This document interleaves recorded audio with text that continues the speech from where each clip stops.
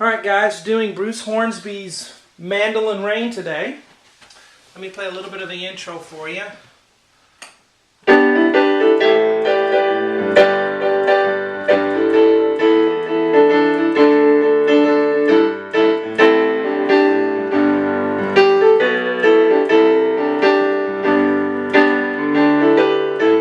Okay, I just played up to right here. I just did the first part of the intro.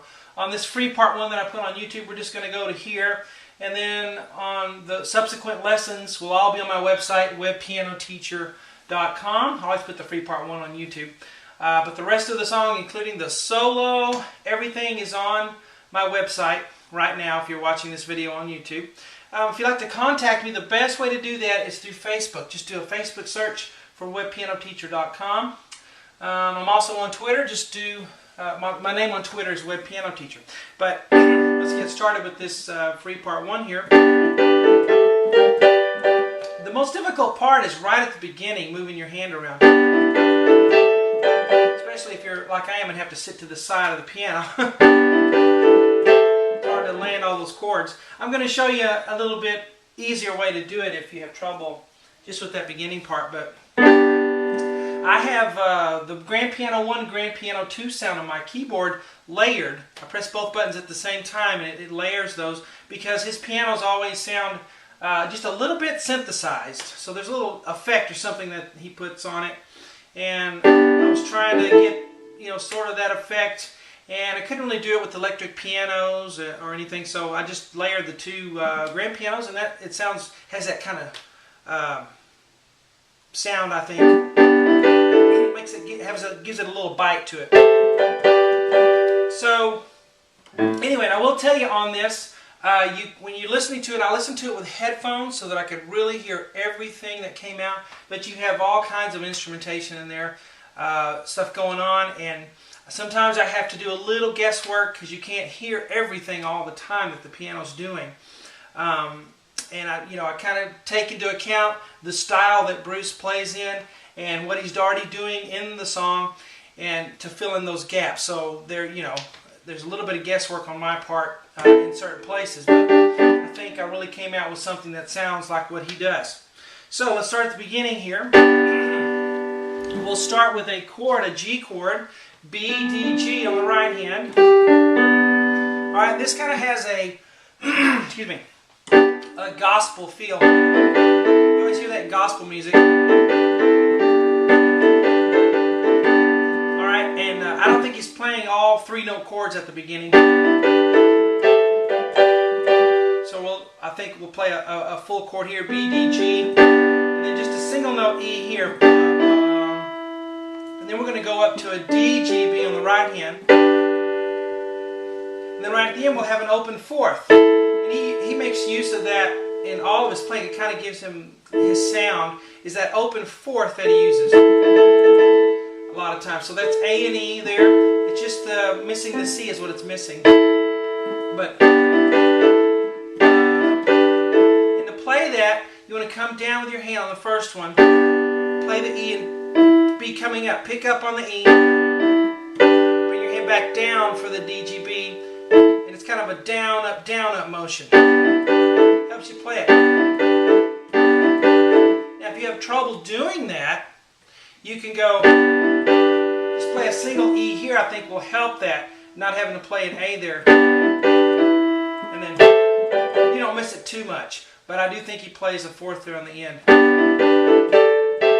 And this right here, a little grace note. Okay, if that's hard for you, you can leave the G out and just play the chord. Alright, but I'm going to play the G as a grace note. So I actually end up playing the G, the C, and the E at the same time, flipping the G to an A, like that. So it's a lot of picking up and dropping. Alright, so now on the left hand we have an A. Now you cannot hear the left hand on the piano in this, maybe if you got a computer and analyzed it, but I can't hear any left hand. So I'm going off, what else is there to go off of but the bass guitar. And I hear A, G, so any bass notes that you see are from what I hear the bass guitar doing. And so, I assume, he's got to be playing that. you can't play a different bass note than the bass guitar. It wouldn't sound right. You can play an octave. I like to do octaves. You could also put a fifth in there sometimes if you want. So if you see an A and you want to put an E in the middle, that's fine. If you see a G octave and you want to put a D in the middle, put the fifth in there. That works sometimes. But most of the time I just play the octave. Okay? So, we have, and then we're going to do a big G chord 2 times. So it's G, B, D, G, 2 times, 1, 2, and then I'll play it again. I didn't write the chord again, I just put a vertical line down. Whenever I do that, it just means play the chord you've been playing again. And then you play it 2 more times, 1, 2, and then you play it another time here. And then we have E and A. There's that open fourth I was talking about. And then A and D, so 1, 2, goes to the fifth there. So the right hand is,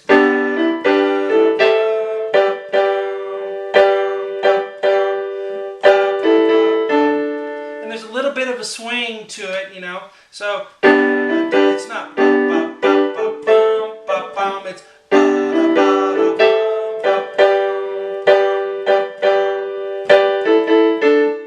okay. So you might want to practice that a while.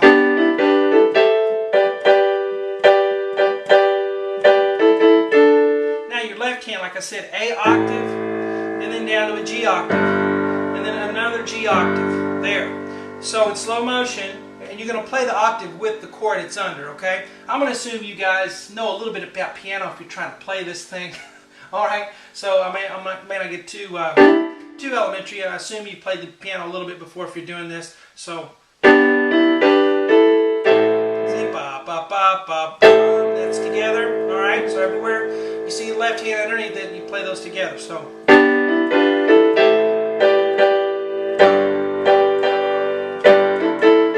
okay, the counts are 3, 4, 1, 2, 3, 4, da da da da. All right.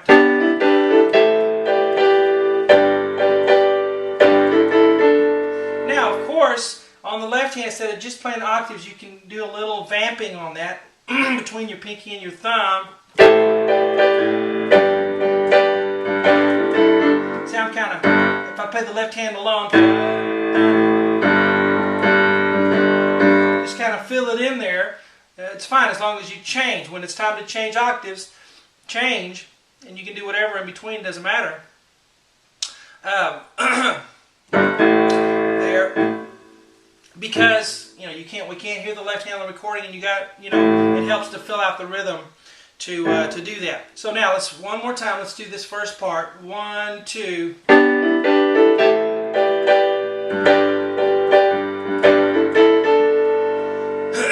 Now we go here.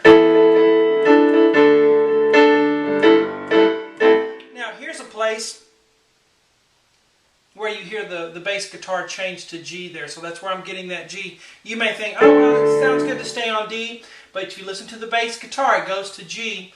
And that's, if that's all we have to go on, then put the G there. Now we have just some rhythmic things.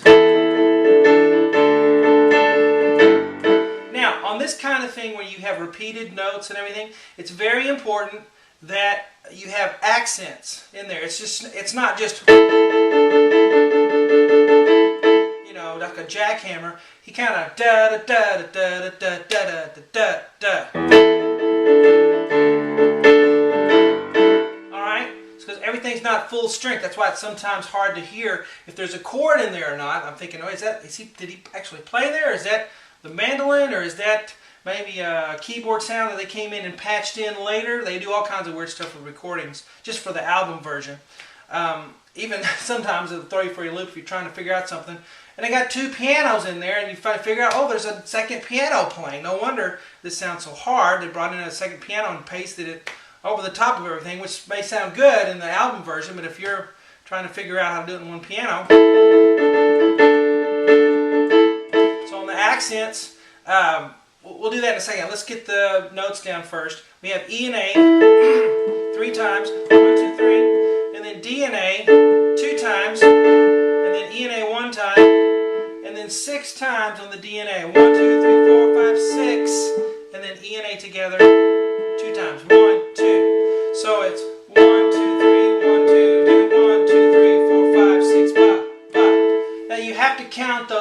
first start. But after you get it kind of down, just try to feel it and not be a counter. Okay, it's just. When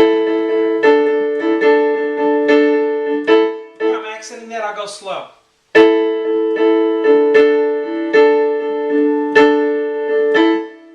Okay.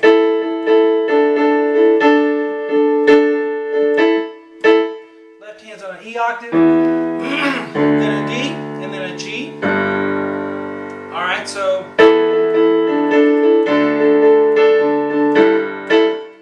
is what it does. When you slow it down, this may sound like it just sticks out and you go, what in the world? But in the context of the song, and especially with the other instruments, if you played along with the recording and did that, it would just sound great. Sometimes it takes that orchestration behind you to sound like the album version. But anyway, again here, 1, 2, 3. 1, 2, 3, 4, 5, 6. Let's tag that on to what we've done so far. Ready, go.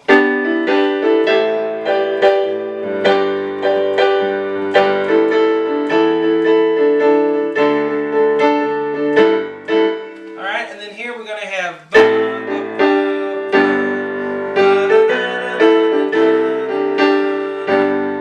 Alright, so right here it's C and A. Left hand's on an A octave. And then we go to D and G 2 times, C, 1, 2. And then a G chord, B, D, G, with left hand G octave on the bottom. Then G, A, and then B, B. Now when you do the B, B, we want left hand on a B, because I hear the bass guitar go to a B there. And then E and A, and then D and G. So right here it's.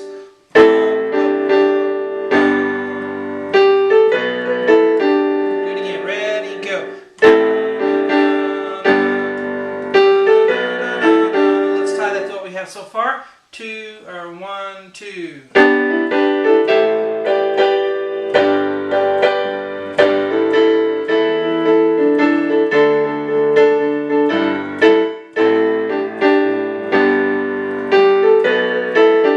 One more measure to go for this part 1. So if you're adventurous and don't want to pay for a membership on the website, I guess you could get a little bit more out of this. This is actually the whole intro, so once you get up to here, it's the whole intro. But so that's E and A together, and then D and G together 2 times. Hold it for a bit. That little dash, when I put that just means hold it for a little bit. And then B, D, G, and then D, G again. Hold it for a little bit. And that's kind of why you need my instruction during the video and not just the whiteboards, because I use a lot of shorthand. And you can't really notate rhythms that well. You could, I've thought about ways to do that, but then it would get really, there'd be a lot of stuff on here and look confusing. And you guys like things simplified, so I think it's better to teach you the rhythm orally with your ear. Alright, that's D, G, then E and A, and then G and B. And on these fingerings, you got to get involved, your little fingers. You know, so here I'm doing 1 and 3. And then 2 and 4, and then 3 and 5. So alright, left hand C octave, G octave, D octave. So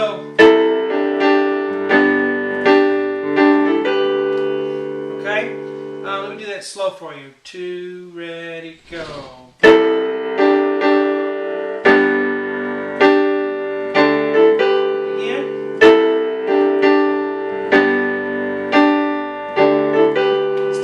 From the beginning, slow, ready, go.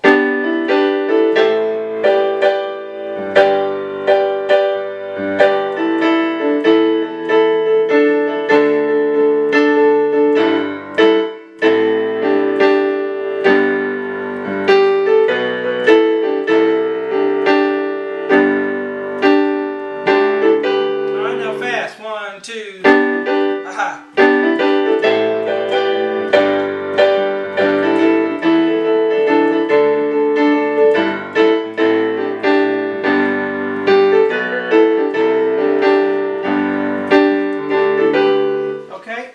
Part 2 on the website.